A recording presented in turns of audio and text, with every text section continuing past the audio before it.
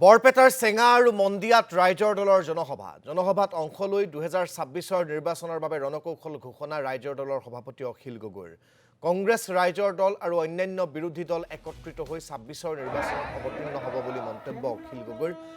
বাঘবৰৰ নিলম্বিত বিধায়ক চেয়াৰমান আলী আহমেদে শীঘ্ৰেই ৰাইজৰ দলত আনুষ্ঠানিকভাৱে যোগদান কৰিব বুলি মন্তব্য অখিল গগৈৰ। 26 নিৰ্বাচনত চেঙা সমষ্টিত ৰাইজৰ দলে প্ৰাৰ্থিত্ব দিব বুলি উল্লেখ কৰি AIUDF আৰু বিধায়ক আশ্ৰাফুল হুছেইনক তীব্ৰ সমালোচনাত অখিল গগৈ। ৰাইজৰ দল ক্ষমতালৈ আহিলে বান খহনীয়াৰ সমস্যা সমাধানৰ লগতে ভূমিপট্টা প্ৰদান কৰিব বুলিও মন্তব্য অখিল গগৈ।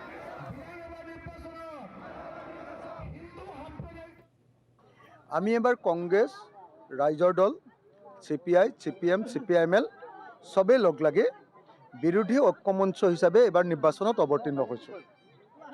গতিকে কংগ্ৰেছ দলেও আমাক সমৰ্থন কৰিব আৰু আমিও কংগ্ৰেছ দলক সমৰ্থন কৰিম।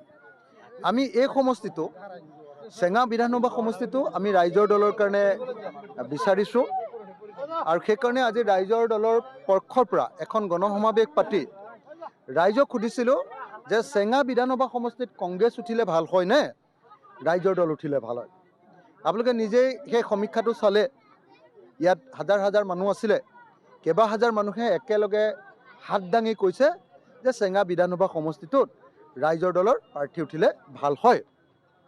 সেইকাৰণে আমি ডেফিনেটলি চেষ্টা কৰিম যে চেঙা বিধানসভা সমষ্টিৰ পৰা এইবাৰ এজন যোগ্য সংখ্যালঘু বিধায়কক, যোগ্য যি বিধানসভাত মাত মাতিব পাৰে, যি ৰাইজৰ কাৰণে সদায় মাত মাতে, ৰাইজৰ কাৰণে কাম কৰা মানুহ আৰু দুৰ্নীতিত লিপ্ত নহয়, তেনেকুৱা ধৰণৰ এজন বিধায়ক